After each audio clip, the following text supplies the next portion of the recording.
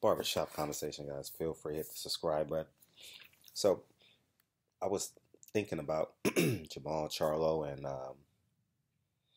Triple G, and you guys know for those of you who've been rocking me for a minute, you guys know basketball was the first sport I love over boxing, and that matchup reminds me of Larry Bird versus Kevin Garnett, and I was thinking, who would you rather be in that situation? Um, if you look at, I was thinking just off the quick optics, not being real deep. Obviously, the color of his skin, etc. But when you watch Larry Bird on TV, can't jump, slow as molasses, jump shot is right. He shoots on the right side of his. You know what I mean? You guys remember the Larry Bird jump shot? Oh, excuse me, set shot, whatever you want to call it. Uh, Fadeaway, high arcing fadeaways, and high IQ. Reminds me of Triple G. You know, very methodical. He knows what you know what he's gonna do. He knows what he wants to do. Um, a mentally imposing figure in the ring, psychological figure in the ring, in the sport of basketball as well. People say I've never met Larry Bird, never spoke to him, but people say he was one of the best trash talkers in the game, right? Remember that time when Kevin McHale was the leader in points, right? Then a week to 10 days later,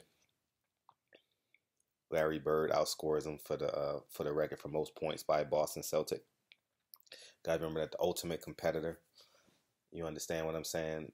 Triple G reminds me of that. He is a killer, and I think his killer instinct doesn't translate over to like American boxing fans, maybe because English is quite possibly his second language, so uh, it doesn't. I believe sometimes he takes the easy way out in communicating with media. You understand what I'm saying?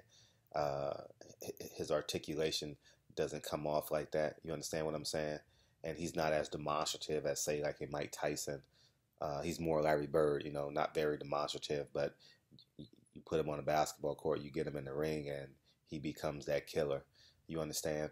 And versus Jermall, Charlo, lightning in both hands, power in both hands. Uh, when Kevin McHale said he drafted, he brought him in for a draft workout. He said he was just physically off the charts, but couldn't put the pieces together. But he loved his gait, he loved his athleticism, loves his raw enthusiasm for the game. Uh, the ultimate understanding of human sacrifice in the ring. Jermall Charlo reminds me of that. Um, has a ceiling that can't be measured, which is Jermall Charlo.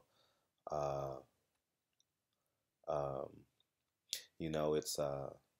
it's an intriguing matchup, man, because I mean, like it, love it, or hate it, Triple G is a Hall of Famer, and some may say he didn't fight anybody, and you definitely can argue both sides of the coin. Is he a Hall of Famer? But he's pretty much dominated the 160. Um, has he been protected to a certain degree? Yes. Has it been a strategic plan by Loeffler and Abel Sanchez? 1,000%. Listen, I'm in agreement with that, but I'm just taking that to face value. In order for Kevin Garnett to beat Larry Bird, he has to be 100% in tune. And the great thing about not having a ceiling, like as an athlete, is you can make it look easy or you can make it look hard. You understand what I'm saying? So Kevin Garnett can physically overwhelm a Larry Bird with preparation, right? He can He can block his shots, cut him off when he goes right, forcing Larry Bird to shoot 17 or 19 foot turnaround jump shots, fade away, double pump fake. You understand what I'm saying? Or he can give, or if he can want to make it easy, he can give Larry, he can take a step back and force Larry Bird to shoot jump shots, and he might make it, right? Similar to a Triple G. Jermall Charlo can sit back and just allow Triple G to be very methodical and shoot the jab. Triple G has an uncanny like right-handed punch. I don't know where it comes from. It's like a hook, straight right hand. You understand? That would be equivalent to like a Larry Bird, like non-contested 19-foot jump shot. You know, Larry Bird's footwork is pretty, you know, pretty predictable. Like you know, he's been competing against a la Magic Johnsons and Charles Barkley's, the Moses Malones, the Bernard Kings, the Tom Chambers, guys of that, Bobby Jones. You know, guys remember he was a defensive stopper for the 76ers. You understand what I'm saying? Kenny Skywalker, athletic freaks, Sean Kemp's later on in his career. Knowing how to maneuver, knowing how to physically put himself in the right position, knowing he's at a physical disadvantage in terms of raw athleticism. That's Triple G in the ring, right? He keeps himself at a distance. You know, it looks like he's getting beat off the dribble a la Larry Bird, when in fact he knows he's going to roundabout way and cut you off and just make you shoot an 8-foot jump shot as opposed to making a layup. You understand what I'm saying? Little subtle things like that. Triple G has great distance in the ring, and I just think that this is just an extraordinary matchup in terms of young boxing fans versus old boxing fans, contemporary boxing fans versus traditional boxing fans. You have the racial divide. You have ABC boxer per se, quote unquote, does things the right way, says all the right things, like a Larry Bird, you know, versus Jermall Charlo, who has arguably the best hype man in the world right now, his brother. No disrespect to his brother, they're each other's own hype man. I mean, they're the best. You know, like Stephon Marbury and Kevin Garnett in Minnesota, you know. They're just each other's hype man, and they do a great job at it. It's an infinite amount of love there.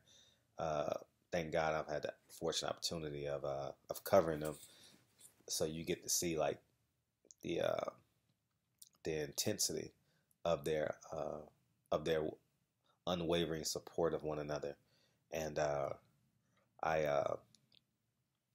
that's Jermall Charlo, you know. So the question is, who would you pick? Would you pick Kevin Garnett, or would you pick Larry Bird? It's a tough question. How I'm phrasing it to you, you know, many of my subscribers, I know my subscriber base, we're rocking with Jermall Charlo, we're unwavering rocking with Jermall Charlo, but just based off of that matchup, Larry Bird or Kevin Garnett, who would you take? And I'm talking about the Larry Bird that killed the Atlanta Hawks, got the scoring record, shot the game winner, you know, fadeaway 3-point shot against the Atlanta Hawks. If you guys remember that highlight, you understand what I'm saying? That guy, I'm talking about that guy. The guy that Dominique Wilkins, you know, I intentionally didn't use Dominique Wilkins because of he didn't have the intensity of a Kevin Garnett. I know that was his era, you know what I mean? Just scoring a lot of points. The human highlight film, you know what I mean? That's Jermall Charlo. He's definitely a human highlight film. But at the end of the day, who would you rather be? Would you rather be Kevin Garnett? It's a tough question, man. If you look at it, for me, if you look at it from that perspective, I mean, Kevin Garnett, and look at it from that perspective. Kevin Garnett came straight out of high school. Jermall Charlo, not as decorated amateur career as a Gennady Golovkin. Uh, Larry Bird went to Indiana State, won a national championship, if I'm not mistaken. Did he beat Magic Johnson at Michigan? Yeah, I think. Why am I drawing a blank on that game? Let me Google that shit, by the way, before I finish this video. Indiana State, in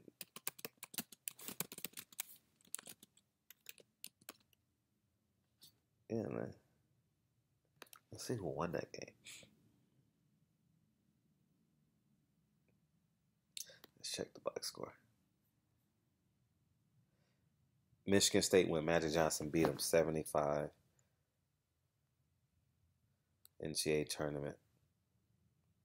National final 75-64. They beat Indiana State. So Magic Johnson ended up beating them.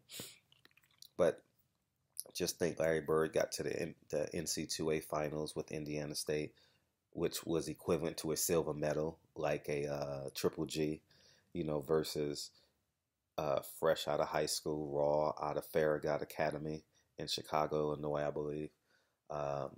You have Kevin Garnett and you have Jermall Charlo coming out of Houston. You know what I mean? Developing like Kevin Garnett into a fucking monster, developing into an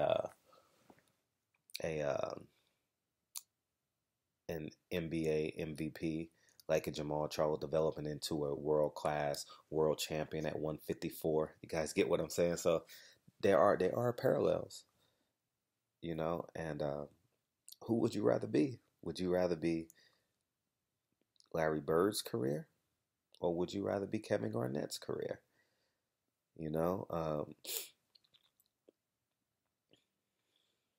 I mean, that's a raw and honest question. I'm not saying that's going to be the answer to who wins the fight.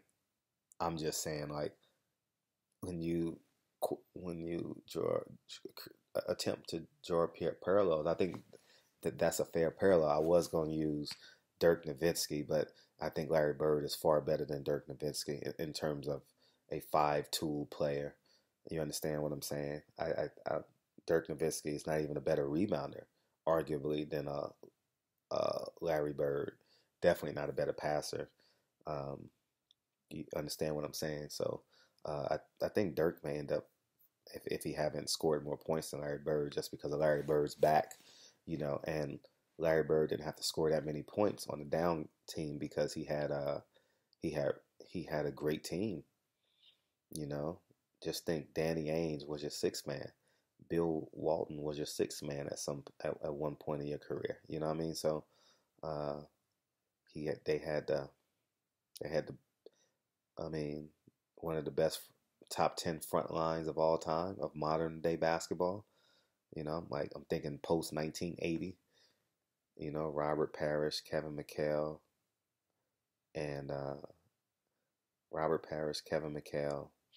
and Larry Bird. And just think, Kevin McHale was a sixth man for a short period of time, if I'm not mistaken. I forget the black kid that was starting. I'm drawing a blank, but he was a hell of a scorer. And just imagine. It's just insane, man. So I posed a question. Yeah, I'm looking forward to reading you guys' comments on this one. Hopefully you guys see the parallel in which I'm drawing. Hopefully you guys don't think I'm reaching too much. I know there's not a direct correlation between boxing and basketball besides the first letter. So let me know what you guys think. As I said, I was very impressed with Triple G's energy. And I'm always impressed with Jermall Charlo's and them energy. Ever since at that J-Rock fight, when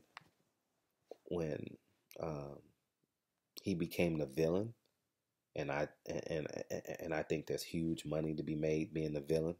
I think there's astronomical money in every sport being the villain, especially when you're dark skin, and you have the ability, you have layers to your personality, and you're unwavering on how you are as a person. I think that's cool. But I think that's an interesting concept, man. Larry Bird or Kevin Garnett, who would you rather be? And then break down, uh, and then break down. And I know one might say one is taller, but uh, and some of you guys may say that Kevin Garnett's a power forward. He's a center. No, he was a small forward. Kevin Garnett didn't want to be called a 7 foot. He wanted to be called 6'12". Remember that. Kevin Garnett was a small forward. He had that. He remember they protected him the first 8 years of his career in Minnesota at the small forward spot because they didn't want to. Uh, uh, they didn't want to physically wear him down. Remember those interviews? He said he used to eat Snickers before the game, and then he developed into a power forward guarding Charles Barkley's, the Tim Duncans, and I'm not saying he didn't line up, but they had another enforcer on that team. I I think was Rick Mahorn on that team at some point. I don't know, but they had he was at the small forward spot, so they protected him physically. So, um, uh, that dunk when Malik Sealy passed away will always be. And he looked up at the sky and he screamed. You know, you know, um, that's probably his signature moment. One of his signature moments. You know what I mean? The jump shot. Yeah, I mean, that might be one of I mean that's one of my first reactions, and I pretty much know Kevin Garnett's entire career. Was it 95, class of 95 or 94? I think it was with Kobe Bryant, I believe. Um, so let me know what you guys think. I think it's an interesting concept, and maybe a fair parallel. Maybe you guys do or don't get it, but since you guys know I fucking love basketball, and uh, let me know what you guys think. Actually, I'm interviewing them tomorrow. They got the press conference tomorrow at noon here in LA, and I'm looking forward to talking to them about you know their future. Future Lions, right? Is that the hashtag? Lions only future, something like that. Something like that. Something has future in it, right? So, anyways, man, barbershop conversations, man. Feel free to subscribe button. Talk to you soon. Peace.